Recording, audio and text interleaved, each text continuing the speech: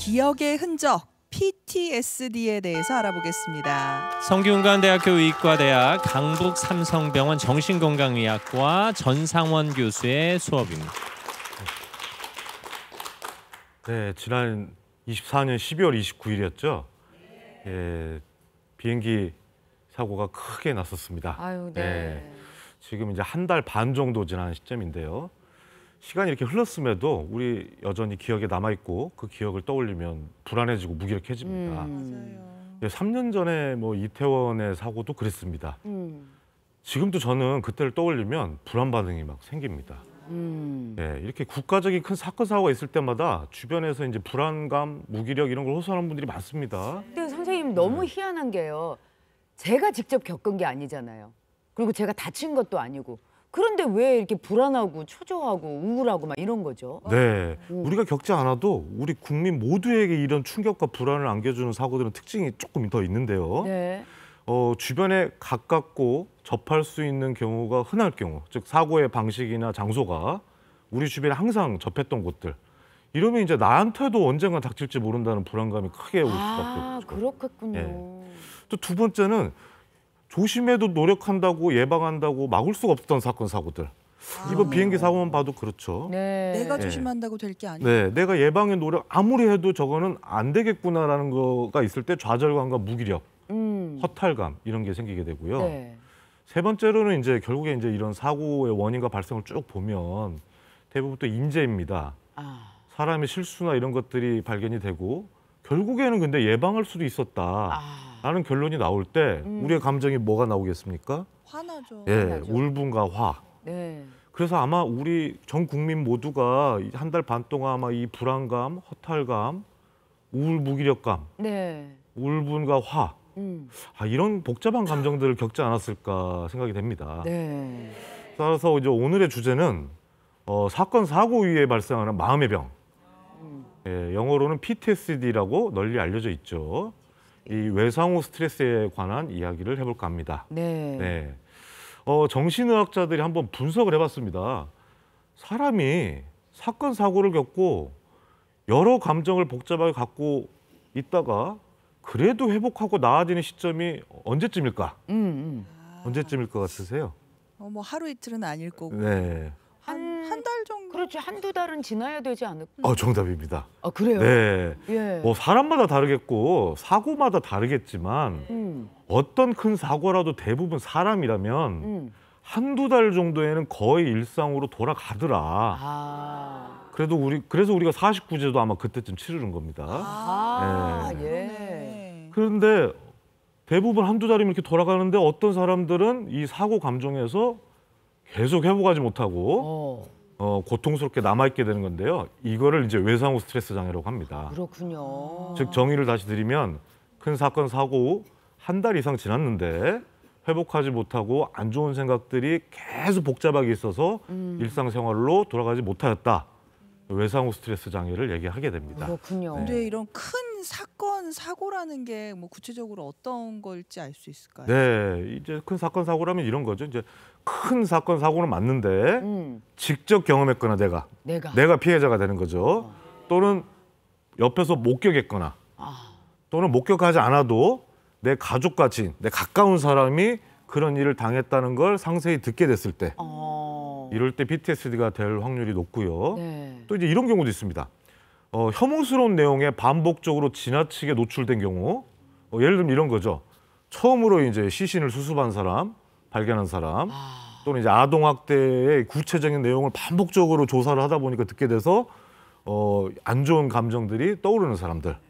경찰관 같은 분들은 그러죠. 예, 우리 소방관 경찰관들 PTSD 많이 앓고 계십니다. 그렇군요. 네. 아니 근데 저는 그 작년에 비행기 사고 때문에 계속 그 불안한 마음이 있긴 있는데, 근데 제가 지금 보면은 제가 직접 경험한 것도 아니고 네. 제 가까운 지인이 겪은 것도 아니고 그냥 TV로만 네네네. 그 사건을 봤는데도 네. 그런데도 지금 이 불안함이 계속 남아 있다면 네.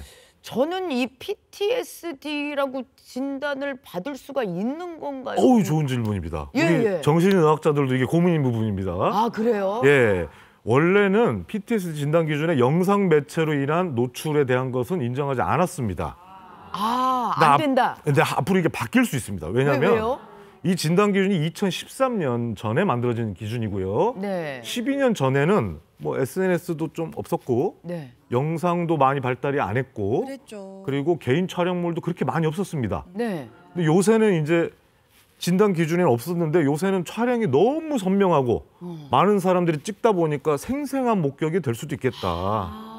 이런 것 때문에 아마 이게 바뀔 가능성이 크고요. 그래요. 저 개인적으로는 반복적인 생생한 영상 노출도 PTSD를 일으키는 조건이 되지도 않을까 생각을 해볼 수 있습니다. 저희가 3년 전 거리 참사가 났을 때 네네. 저희 아침마당에서 특집 방송을 했거든요. 네네. 그때 제가 좀 마음이 불편하신 분들은 오늘 방송을 안 보시는 게 좋겠습니다라고 맞습니다. 말씀드린 적이 있어요. 그러니까 네. 뉴스가 요즘 자극적인 영상 화면들이 많이 나오다 보니까 네. 좀 의도적으로 피하는 것도 필요하겠다 싶네요. 그렇습니다. 그런 그것도 생생한 목격자가 될 수가 있다는 거죠. 아. 예. 그래서 요새 많이 그런 시청을 자제하라는 메시지가 많이 전달되고 있습니다. 네. 네. 그렇군요.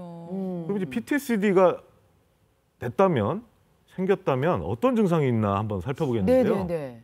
네 가지 증상이 있는데요. 네. 첫 번째는 재경험 증상입니다. 재경험, 경험. 다시 경험한다. 그러니까 제가 교통사고를 당했다고 하겠습니다. 길 가다가. 네.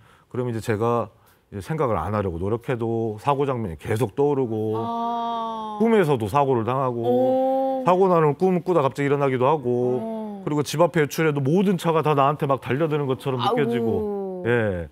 뉴스에서 교통사고 나면 그냥 뉴스일 뿐인데 내가 또 당한 기억이 떠오르면서 가슴이 뛰고 현기증이 나고 이런 것들이 다시 경험한다. 네. 나는 안전한 곳에 있는데도 지금 사고가 일어난 현장에 있는 것 같은 그런 재경험 증상이 첫 번째입니다.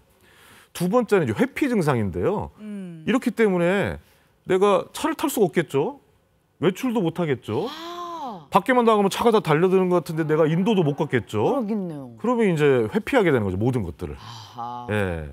그리고 이제 세 번째는 이제 과각성 증상인데요. 과각성 증상. 예민해진다는 겁니다. 찻소리 경적만 들어도 너무 놀라고 성격이 평소에 온순했는데 공격적으로 변하고 아하. 화 조절이 안 되면서 조그만 사소한 일에 분노가 마치 치밀어 오르고 네. 이러다 보니까 이제 과각성 상태에서 집에서 항상 긴장 상태로 있다 보니까 몸이 피곤해지는 거죠. 예민해지는구나. 그래서 긴장 상태인데 몸은 피곤하면서 몸은 나빠지는데 또 긴장이 하루 종일 되다 보니까 밤에 잠이 안 옵니다. 아휴. 네, 이게 과각성 예민성이 증가한 세 번째 증상이고요. 네. 마지막은 이제 부정적 사고와 신념이 증가합니다. 즉 일반적인 긍정적인 일도 부정적으로 바라보게 되고요. 아하. 좋은 일도 좋게 해석을 안 합니다. 즉 이런 거죠. 사고를 당했는데 가족 친구들이 위로를 해줘도 위로가 받지 못한다는 생각도 들고요. 나는 이렇게 고통스러운데 세상 사람들은 다 즐겁게 살고 있구나. 그래. 안 좋은 생각이 들죠. 예. 그러면서 억울함과 분노가 치밀어 오르는 부정적 사고가 생깁니다. 네. 이런 네 가지 증상이 아까 한 달이라고 그랬죠. 네. 한 달 4주 이상 지속돼서 일상생활에 지장을 받는다면 PTSD로 진단을 해볼 수가 있습니다. 아니 근데 어떻게 보면 한 달 정도는 당연하게 받아들여도 된다는 네, 거죠? 맞습니다. 네. 좀 기다려야 되죠. 아니 근데 이 증상, 이 네 가지 증상 중에 하나만 있어도 사람이 너무 불행할 것 같아요. 그치. 네. 이게 정상적으로 생활하기가 다 힘든 그런 이 증상들이잖아요. 그렇습니다. 아니 근데 이게 다 듣고 보면은 근데 같은 사고를 경험했더라도 누구는 또 4주 안에 정상적으로 생활할 수 있고 어떤 사람은 이게 평생 트라우마로 남을 수도 있고 네. 이게 좀 PTSD에 쉽게 그 증상을 발현하는 분들이 있으신가요? 제일 중요한 질문이십니다. 그래요? 네. 왜 같은 사건 사고인데 어떤 사람은 생기고 안 생기냐? 그렇죠. 이게 중요한데요. 네. 그림을 한번 좀 보시겠습니다. 네. 우리 뇌에는 인생의 빨랫줄이라는 게 있습니다. 빨랫줄이요? 네. 예예요. 다 갖고 계세요. 네, 저도 있고요. 우리가 머릿속에 빨랫줄이 있다고요? 네, 빨랫줄이라고 오. 합니다, 저는. 네, 왜냐하면 네. 우리 머릿속에는 저렇게 빨랫줄에 사건 사고들이 다 기록이 돼 있습니다. 처음 학교 간 날, 대학 학교 간 날, 직장 출근한 날, 결혼한 날. 다 기록이 돼 있는데 이건 다 좋은 기억이시죠? 네. 그 중요한 일정들에는 이 밑에 감정의 풍선이 달려 있는데 감정이 아주 크고 행복했으면 크고 풍선이 그냥 좀 사소했으면 풍선이 작고 이렇습니다. 하지만 인생의 빨랫줄에는 좋은 일만 기록되어 있는 게 아니고 안 좋은 일도 기록이 돼 있습니다. 아. 교통사고는 저 안 좋은 일이네요. 네. 예.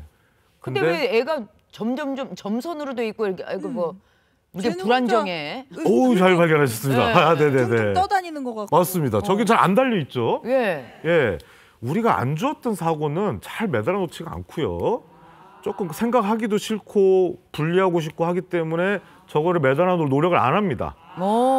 그래도 그냥 살랑살랑 달려 있는데 저거를 뚝 떨어졌을 경우에는 즉 사건 사고의 사실과 감정이 분리해 버렸을 때 이때는 떨어진 풍선이 안 좋은 감정인데 독약이겠죠. 뇌 안에서 굴러당기고 터져버리고 해서 우리를 괴롭히기 때문에 꿈에서도 나타나고 무의식에서 예민해지고 우리도 모르게 예민해지고 그리고 성격이 변하고 부정적으로 변하는 등의 증상들이 생기는 겁니다.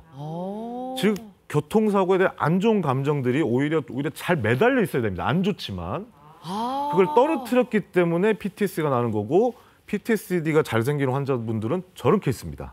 그래요? 네. 그래서 PTSD가 생기는 환자분들은 안 좋은 일에 대해서 물어보면 이런 반응이 나와요. 그때 사건 사고에서 안 좋은 사건 사고는 시간 장소는 기억하는데 그때 어떤 감정이 드셨습니까? 어떤 생각이 듭니까? 라고 물어보면 오히려 무덤덤해 하시거나 말하기 싫어하시거나 피하시는 경우가 많습니다. 그런 분들이 감정을 떨어뜨려 놨기 때문에 실질적으로 PTSD가 유발되고 내가 왜 몸이 왜 이러는지 모르게 되는 겁니다. 아, 떠올리고 싶지 않으니까 그런 거 아닐 거 아니에요? 네, 그렇지만은 붙어 있어야 됩니다. 아, 그래요? 네. 일이라도 나쁜 감정이라도 어머나, 그 저는 이런 사건하고 건 처음 들었어요. 안 좋은 건 빨리 잊어버려 막 그랬는데 그렇게 하면 안 되는 거였군요. 그렇습니다. 조금 느슨하게 할 수는 있죠. 내가 당장 힘들면. 네네. 하지만 아까 말씀드린 대로 한두 달의 시간이 지나면 오히려 단단히 맺어 있어야지 그 사건이 끝난 거거나 회복이 되는 겁니다. 결국 나쁜 감정도 잘 다루어야 된다는 얘기인데 그렇습니다. 없애려고 노력하기보다는 잘 처리해야 되는 그럼 거죠. 치료 과정과 연결이 되겠네요. 맞습니다. 그럼 예. 풍선을 그걸 덜렁거리는 걸 어떻게 매달아요? 돌아다니는 애를. 예? 그거를 이제 사건의 재구성이라고 그러는데요. 네. 사건을 처음부터 기억하고 서술하는데 사실만 얘기하는 게 아니고 그때 복잡한 감정이나 생각들을 함께 같이 어우러서 구성해서 말하는 겁니다. 지금 내가 교통사고를 당했으면 병원에서 깨어났을 때 느낌, 사고 수습병원에 들었던 생각, 사고 이후 혼자 집에서 우두커니 있었던 생각, 사고 이후 현재까지 모든 감정과 생각들 안 좋죠. 하지만 이거를 그때 때에 따라서 어떤 사정이었고 난 그때 어떤 생각이었다. 이거를 오히려 재구성을 해서 풍선에 잘 매달아 놓고 빨랫줄을 잘 완성을 하면 오히려 PTSD 증상은 호전이 됩니다. 그렇군요. 그런 거를 좀 훈련하는 방법이 있을까요? 이건 보통 정신치료, 대화만으로도 되는데요. 네네. 이 대화만의 정신치료가 안 되는 분도 있습니다. 그런 분들은 이제 좌우 안구 운동 도움을 받는데요. 이렇게 한번 보시면 이제 요 정도 스피드로 자기 손가락을 한번 따라가 보십시오. 좌우로.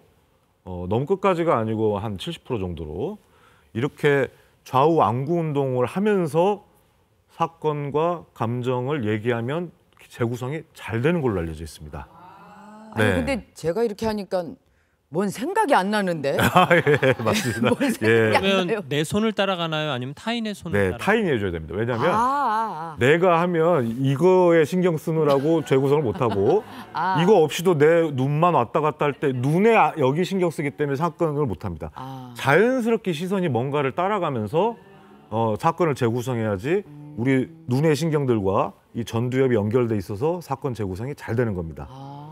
그래서 이제 이런 부정적인 생각들을 바꿔주는 인지치료도 하고 노출치료도 하고 이런 걸 통해서 실질적으로 여러 치료를 받을 수가 있고요. 네. 안구운동 치료는 아까 말씀드린 대로 이제 전문가가 해주거나 네. 타인이 해주거나 또는 해주는 기계도 있습니다. 시선을 이렇게 왔다 갔다 하게 해주는 축 같은 게 있어가지고요. 그러면은 이런 PTSD 치료는 한 4주 후부터 받으면 될까요? 네, 제일 중요한 포인트입니다. 네.